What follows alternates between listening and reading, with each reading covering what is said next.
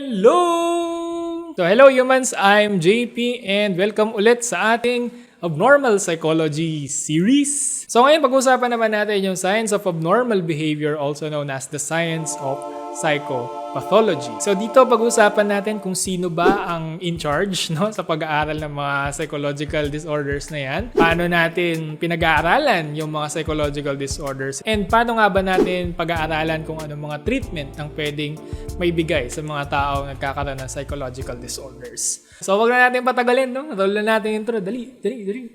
Nani?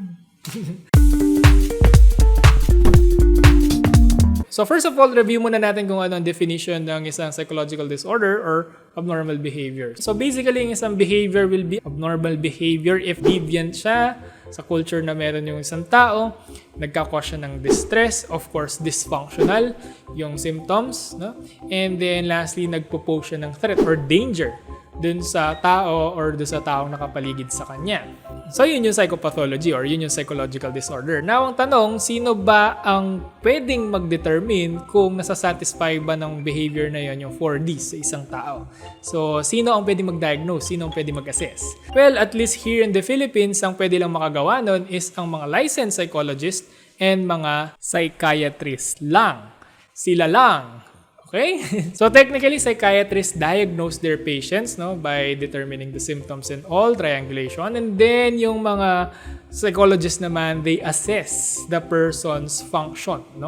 Yung tinitignan nila yung psychological functioning ng isang tao, tsaka kung paano ba nakaka-affect yung mga symptoms na yun sa kanyang daily life. So assessment yung ginagawa ng mga psychologists. Magkaiba man yung method nila of knowing the psychological disorders. Same naman yung kanilang goal, which is to identify the best way to intervene or give treatment to the patient. And of course, magkaiba sila ng konti sa kanilang treatment, no?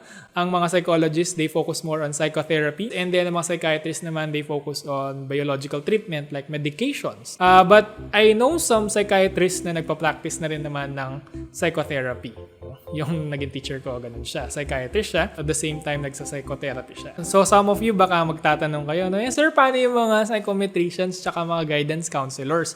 Di pa po ba mga mental health professionals yung mga yan? Di po ba sila pwedeng mag-determine ng abnormality? Well, so legally speaking, psychometricians and guidance counselors are not allowed to psychologically assess a person for psychological dysfunction.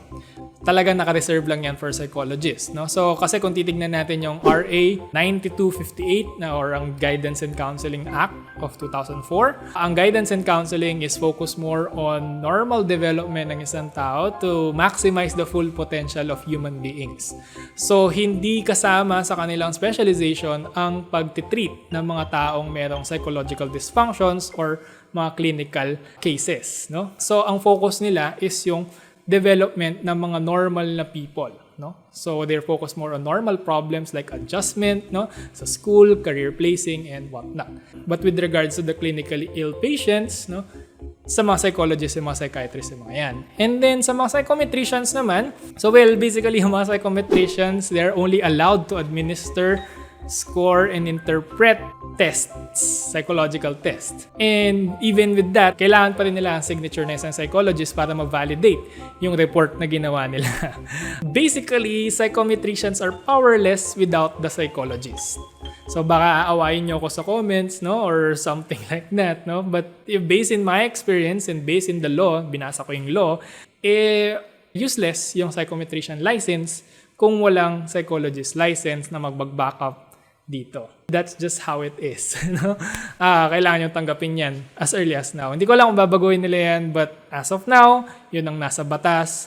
So yun ang susundan natin. Pero hindi naman ibig sabihin na hindi sila legally allowed to diagnose or assess patients, hindi na nila madidetect yung mga taong may abnormal behaviors. Kasi kasama din naman sa training ng mga yan, ng mga psychometricians, ng mga guidance counselors, ang pagdedetect kung meron na bang psychological dysfunction na nararanasan ang isang patient or isang tao. But again, legally speaking, officially speaking, hindi sila pwedeng mag-diagnose. All they can do is i-refer sa mga taong license para mag-diagnose or mag-assess ng mga taong may ganong cases, which is, in this case nga sa Philippines, mga licensed psychologists ay mga psychiatrists lang. Okay?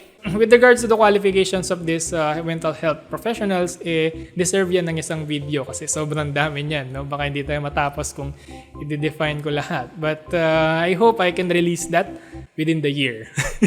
Dami ko ginagawa eh. Anyway, so now na alam natin kung sino yung pwedeng mag-diagnose or mag-assess ng mga taong may psychological dysfunctions, ang tanong paano nila ginagawa yun? Ano yung nagiging procedures nila in describing or diagnosing or assessing a person with psychological dysfunction?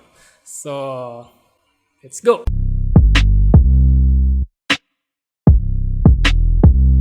Usually, kung yung mga client, pag pumupunta sila sa mga clinic, ang ginagawa nila is sasabihin nila yung mga symptoms na naramdaman nila. Parang sa mga medical doctors lang, di ba? Parang sasabihin, di ako makatulog, di ako makapagtrabaho ng maayos, lagi akong kinakabahan, etc. etc. So, ang tawag dito is yung presenting problem. So, pag nalaman ng psychologist or ng psychiatrist yung presenting problem ng isang patient, magkakaroon na siya ng idea kung ano nga ba yung potential na psychological disorder nitong taong ito. So, makikita dyan yung pattern of thoughts, behaviors, and emotions. No? Kasi yung mga disorders, meron silang mga kanya-kanyang ganyan. May mga kanya-kanya silang patterns, mga kanya-kanyang symptoms. And kapag nakita nila na parang mas lapat yung pasyenteng ito sa psychological disorder na to, and then pwede nilang sabihin, pwede nilang i-diagnose, no, kung ano yung psychological disorder niya. In the case of Judy, yun nga, meron siyang blood injection injury phobia. Kasi nga, nagmamanifest siya ng symptoms ng phobia, which is extreme reaction to stimulus that are relatively safe. Like, yun nga, yung blood injection and injury. Once na nalaman na kung ano yung potential na psychological disorder ng tao, pwede na nating i-describe, no? Kung ano yung magiging course ng psychological disorder na yun. Kasi every psychological disorder have their courses. Ano ibig sabihin ng courses? Kung paano yung pattern nila ng pagmamanifest sa isang tao. Na iba-ibang mga ways yan or patterns kung kailan sila lumalabas sa isang tao. Meron kasi mga ibang disorders na once na nakuha mo na, maglalast siya for a long time or even a lifetime. For example, schizophrenia. So yung mga yun is may mga chronic courses, no? Parang matagalan na yung mga cases na yun.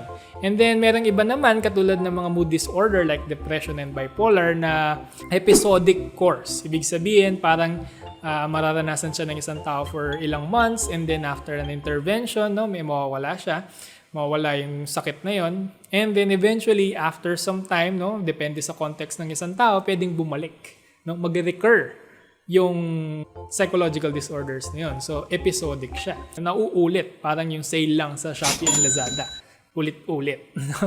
And then, meron din mga tinatawag na time-limited course or mga limited time only lang, once lang nangyayari sa talambuhay ng isang tao. So, importante na malaman natin yung course ng isang sakit or ng isang psychological disorder para malaman natin kung paano natin ititreat yung psychological disorder na yun. Kasi, for example, alam natin na one time only lang, no? Time-limited course lang yung sakit na to. Hindi na natin kailangan mag-invest masyado ng maraming effort, no?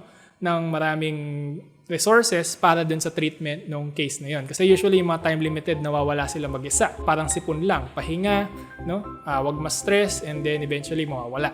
And then at the same time, for example, alam natin na may chronic course itong sakit na to, yung disorder na to, mararedy na natin yung patient, no? Tsaka yung mga tao nakapaligid sa kanya kung ano yung pwedeng mangyari dun sa sakit na meron siya. Sa episodic din, ganun. Kasi parang mawawarningan natin sila na siguro gagaling ka after ilang months but eventually, pag nagkaroon ng mga triggers sa mga yan, pwedeng bumalik yung sakit na yan or yung disorder na yan. So, ang tawag dun sa anticipation of events or anticipation of what can happen in a disorder is yung tinatawag nating prognosis. No? And sa prognosis, may good prognosis tsaka guarded prognosis. Pag good prognosis, ibig sabihin maganda yung magiging outcome. And kapag guarded prognosis naman, medyo hindi maganda yung magiging outcome. Okay? So, ganun yung prognosis. So, after ng diagnosis, alam na natin kung anong sakit. Therefore, ano yung magiging course ng sakit? Ano yung magiging future ng sakit? That is prognosis. Okay? So ngayon alam na natin kung paano describe ang sa psychopathology is, ang next na tanong naman is, saan ang galing? Saan ang galing to? Saan ang galing? Anong cause ng psychopathology na to?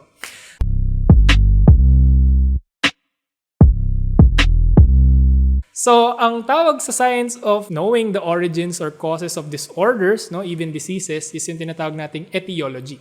Usually, ang origins ng isang disorder is hindi lang isa, hindi lang dalawa, minsan tatlo. Lalo na sa mga psychological disorders. No? Sa mga psychological disorders kasi, it can be biological, it can be psychological, and it can also be social. No? Kaya nga meron tayong tinatawag na biopsychosocial integrative approach. Yun yung parang widely used ngayon. Yun yung uso ngayon, no? Sa pag-describe ng cause kung bakit nagkakaroon ng psychological disorder. Bakit nga ba natin kailangan malaman kung saan nanggagaling yung mga psychological disorder na yan? Kung baga, anong origins nila? Well, basically, para malaman natin kung paano natin ititreat yung disorder. Kasi kung alam natin yung root cause ng problema, pwede natin tanggalin yung roots para mapagaling yung taong ito. No? Let's say, for example, alam natin na yung biological makeup ng tao na yun is nakaka-affect dun sa disorder niya. Therefore, we can address the biological symptoms like giving them medications and whatnot. Ngayon, kung alam naman natin na psychological yung origins ng sakit niya, let's say, for example, sa sobrang baba ng self-esteem niya, sobrang baba ng sense of control niya is feeling niya hopeless na yung mundo niya. Kaya nagkaroon siya ng depression. So, dahil alam natin na yun yung cause, yun yung i-address natin. Papatasin natin yung self-esteem niya para mabawasan yung symptoms of depression niya.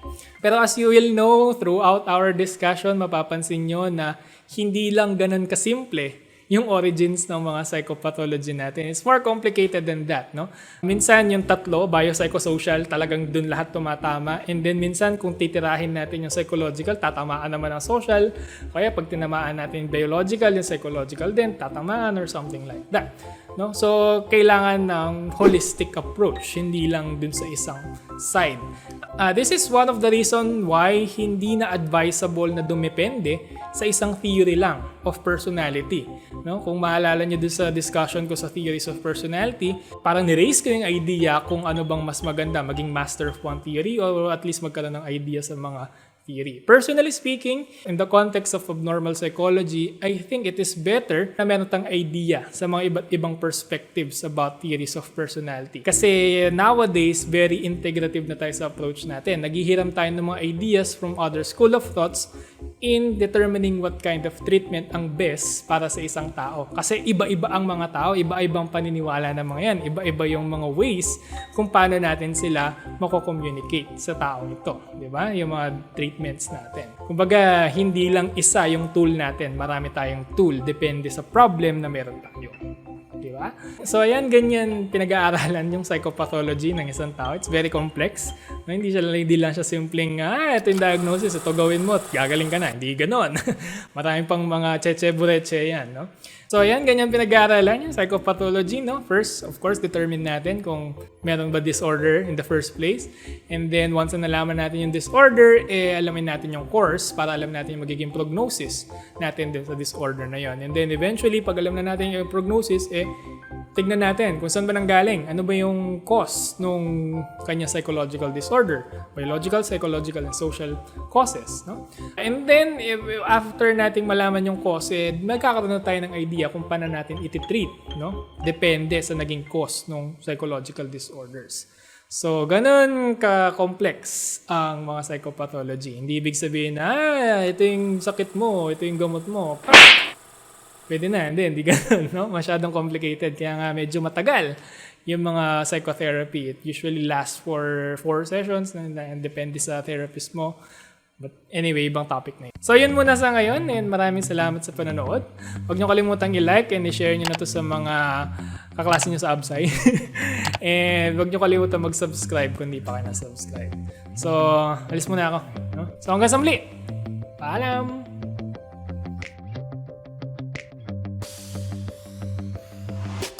Inom muna ako. Sakit sa lamok.